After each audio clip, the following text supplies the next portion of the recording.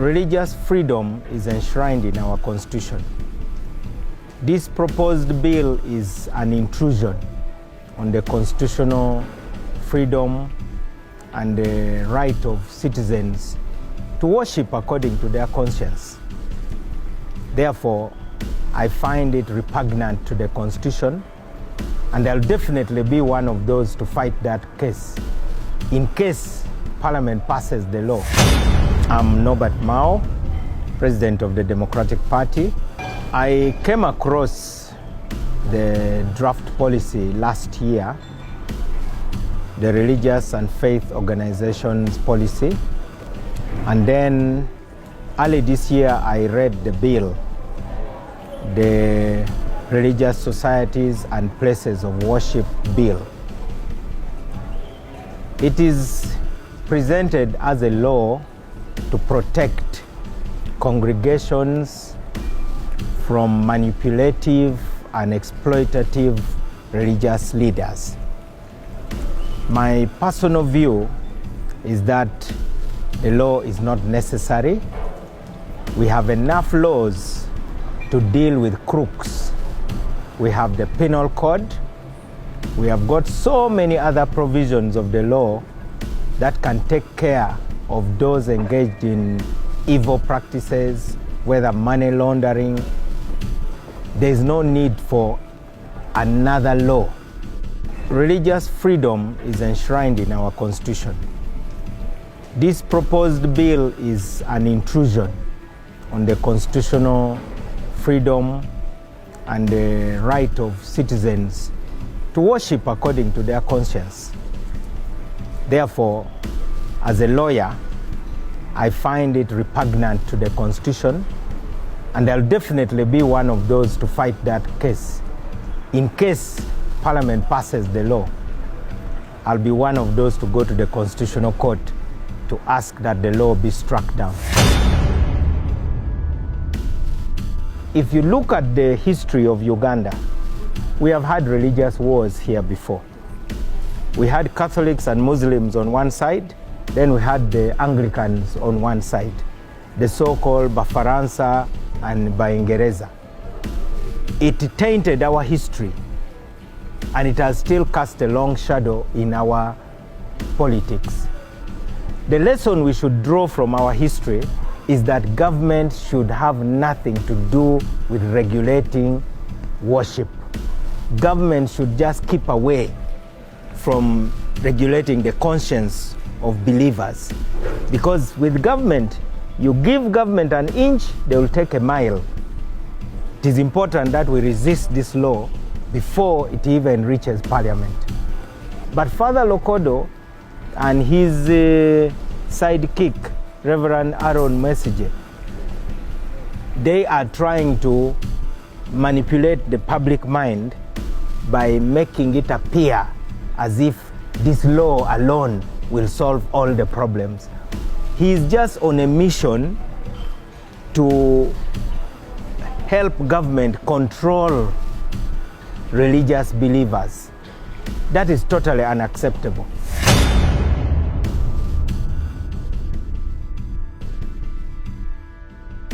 Every time elections are around the corner, the government goes into a panic mode.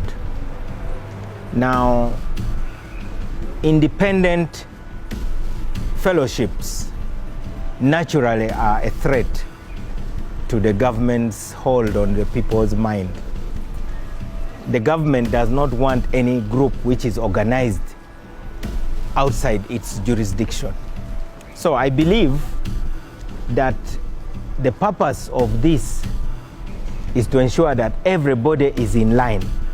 The government wants to be able to turn religious leaders, preachers, and those who run fellowships to sort of become like jukeboxes. You know a jukebox, you put in a coin and then it plays whatever song you want. In other words, the government will not have to worry about what sermon is being preached. It will now be determined from State House. So all these pastors, prophets, apostles will simply be like loudspeakers of the state. And that is what has got to be resisted. The government is uncomfortable with anybody who is going to preach a message which may be contradicting what the government does. But what else do you expect? It is important for those who preach the word of God to get their inspiration from God. But now, the government wants to censor what message the believers get. Believers are going to be listening to preachers who are going to be denouncing corruption, who will be denouncing violence, who will be denouncing immorality in high places. That kind of message worries anybody who does not want to practice what they preach. So the timing is perfect. The government is doing this because elections are around the corner. But they will go beyond the law. They will also try to intimidate people. They will also try to issue threats. I saw the president the other day directly responding to Prophet Elvis Mbonye, saying Prophet Elvis Mbonye is telling lies. That's a direct response from a head of state to an individual preacher. I also saw Imam Muzata, Sheikh Muzata, standing up and denouncing the same religious policy. I believe tomorrow we shall hear other voices. So for now, the voices of dissent are going to increase because freedom of worship and religious freedom is inviolable. Anybody who challenges people with power will always be persecuted. I have been seeing Prophet Elvis Mbonye on TV. I've been following him for a number of years, and he said something which touched me.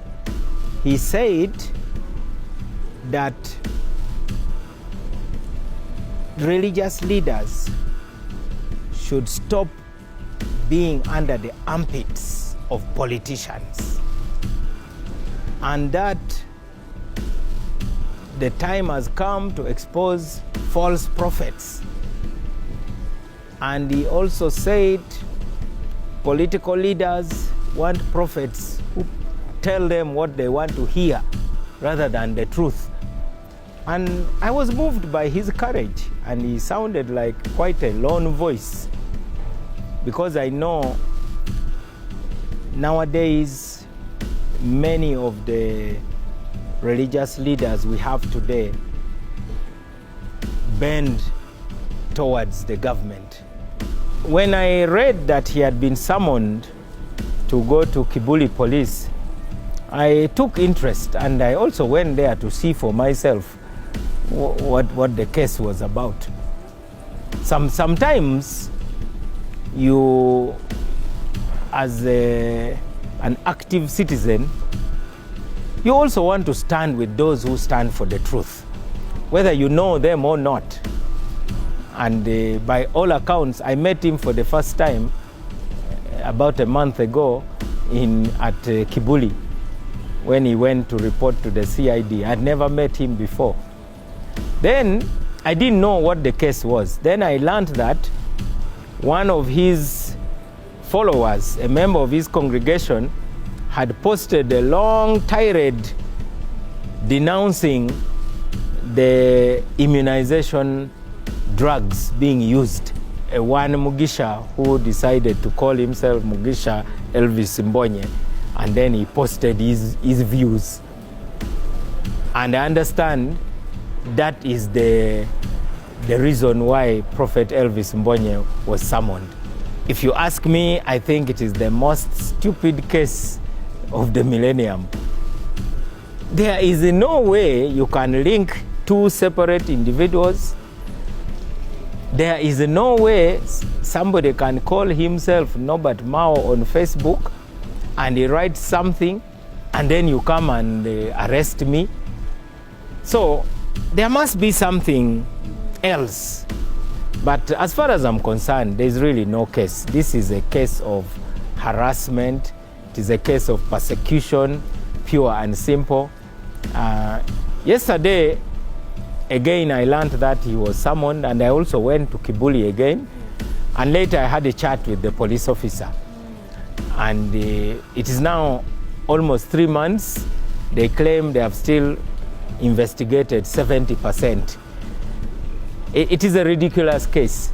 But I fear that because Prophet Elvis Mbonye has been making these big prophetic proclamations about the fate of the nation and denouncing corruption in grand places, and also denouncing opportunistic men and women of God who have abandoned the service of God and instead are now bowing before thrones of political leaders. I think many people see him as a problem. Somebody who is very powerful, I'm sure, is not happy with Prophet Elvis Mbonye. And those are the kind of things that happen when you speak truth to power. But from a strict legal point of view, I don't see any case that can even be taken to court. For now, all they're doing is just to harass him, keep him moving every now and then. He has recorded a statement. Everybody knows that he's not the one who posted that. But I guess the real reason is that maybe he terrifies them.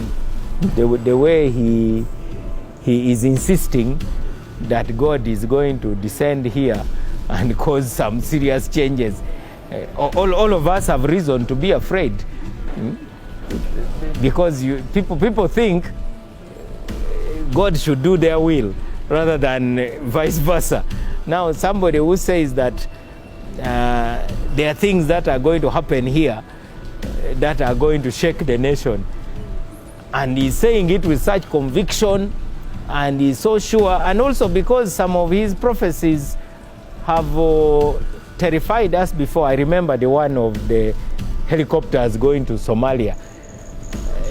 Obviously, such a person cannot be very popular among those who have power.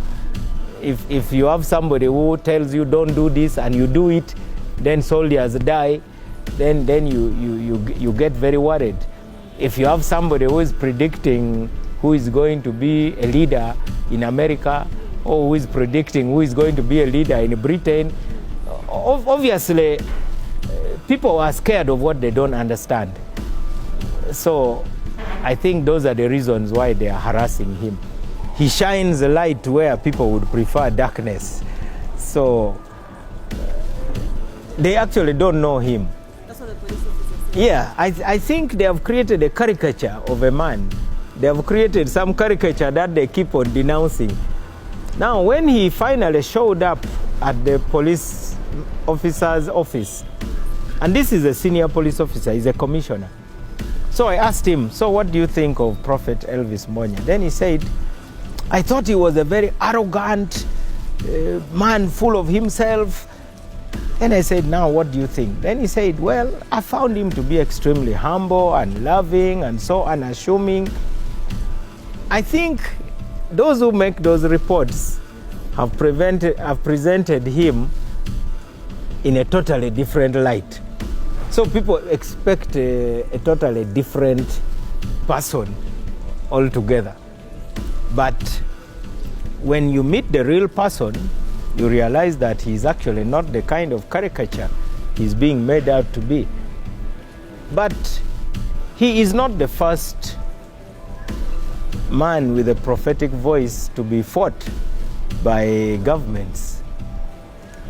There are many people who have come before him, and there's only one thing. Because he is standing for what God says he should say, all these things will be of no impact. I don't think it will amount to much. It will just be a form of harassment.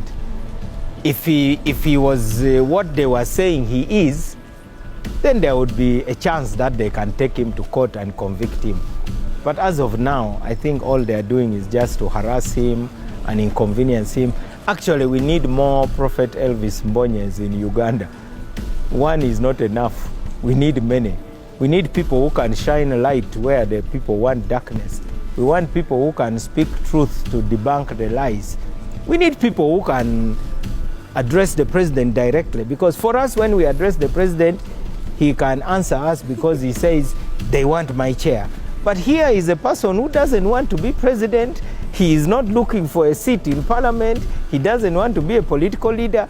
He's simply saying, this is what God has told me to tell you. Take it or leave it. So we need more people like him to denounce those who have put themselves up on very high pedestals. They should be brought down to their proper level. And for me, it is a good thing. I actually never expected the strongest voice to come from Zoe. I thought I would hear the voices resisting this policy to come from these big cathedrals with their massive pillars, to come from these bishops with their long robes and golden attires. That's what I was expecting.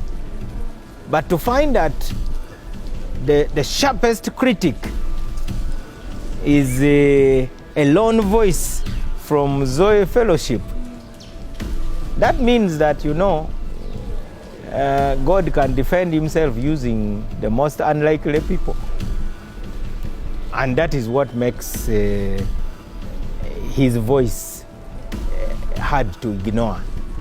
I believe that even the attempts to summon him, the harassment, the efforts to frame him, all those are actually coming from his strong stand against this policy. But I believe that more people are going to rally around the voices resisting this policy. I don't think in the next few weeks, Prophet Elvis Mbonye will not be standing alone. There will be many people standing with him. But it took a lot of courage for him to stand up and say, this has got to be fought. There are always two reasons why people do things. There's the real reason, and then the one which sounds good. The real reason is that government wants to control the religious space and to restrict it to approved religious leaders. In other words, government now want to have certified preachers, those who preach a doctrine acceptable to the government. Now, the reason which sounds good is that this law and policy is for the protection of innocent citizens. But the government has found some of us wide awake, and we are not going to keep quiet. We are going to keep talking until all Ugandans see the hidden hand behind this so-called policy. Many politicians want religious leaders who tell them what they want to hear. For the government to now position itself behind preachers to dictate what messages go to the congregations is contrary to the spirit of the Constitution. Right now, the real targets are outspoken men and women of God who want Uganda to be run in line with the national motto, for God and my country. The real targets are men and women of God who have been telling the truth to powerful people. The real targets are men and women of God who have been denouncing corruption, who have been denouncing violence, who have been denouncing human rights abuses. Those are the real targets. But if the government starts by attacking those ones, people will wake up and rise up. So for now, the government simply says, we are protecting you from those who are exploiting you. But it is important for citizens to know that at the end of the day, this law hits at freedom of worship for every citizen, and that no church and no religious organization will be spared. Whether you are a Muslim religious leader, whether you are an Islamic cleric, whether you are a Catholic cleric, whether you are an Anglican cleric, whether you are from the born-again faith, even if you are a Hindu, even if you are Buddhist, even if you are from Tao or whatever faith, this thing will affect you. So it is important for you to realize that nobody is safe. The government is pretending that it has consulted widely. Now, that is a lie. The government has not consulted widely. The government has been putting a few religious leaders in hotel rooms. I think they have held about 25 meetings where the government generally talks about manipulative pastors. Then they serve a sumptuous breakfast. They give allowances to some of those they have invited. Then they claim that whoever has gathered supports the policy. Secondly, the members of parliament themselves have not yet become aware of this law. I've spoken to a few members of parliament, some of whom are shocked that there's even such a law being contemplated. So another way of countering this policy and proposed bill is for members of parliament to organize information sessions. But even more importantly, it is up to those who are anointed by God, the clergy themselves, who are the ones who are being targeted, to also give their official response from a faith-based point of view. They need to answer Father Lokodo. I'm not a preacher by any standard. I'm just an ordinary believer who does not want somebody who preaches to me to be a mouthpiece for the government. I want him or her to be challenging me while standing firmly on the teachings of Christ. When this law takes effect, the government will determine who has the right to preach. The government will determine what message is preached. The government will determine where preaching is done. The government will even determine who goes to which church. It means there will now be official faiths.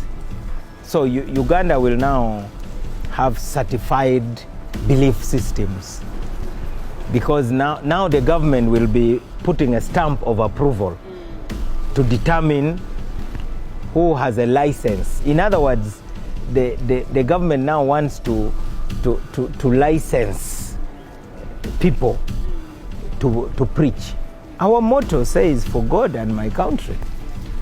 We are a country that believes that there is a supreme being, unless somebody wants to change that.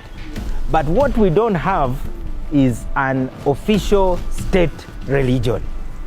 Now, by bringing this religious and faith organizations policy, the government now is stepping in to say, we hereby declare the following to be the acceptable forms of worship as far as we are concerned. In other words, government is now forcing itself in an arena of religious freedom where actually it has no business. That is a very negative development. It is unconstitutional and is contrary to the freedom of conscience that all citizens should enjoy. True, like in all spheres of life, we have bad eggs. But the bad eggs in Christianity and all types of religious beliefs can be dealt with through the laws that exist. As a lawyer of 25 years standing, I can state authoritatively that we have enough laws to deal with the con men and con women who have invaded churches. We have enough laws to deal with the manipulative pastors. We have enough laws to deal with those who have turned places of worship into a den of thieves. We don't need any new law. I call upon the citizens to look beyond the innocent, sweet words of Father Lokodo and realize that when it comes to government, you give them an inch, they will take a mile. So it is important that we resist this law in its infancy. I call upon the members of parliament to read this law and resist it. I call upon my fellow political leaders to stand and defend the Constitution of the Republic of Uganda. Freedom of worship is inviolable.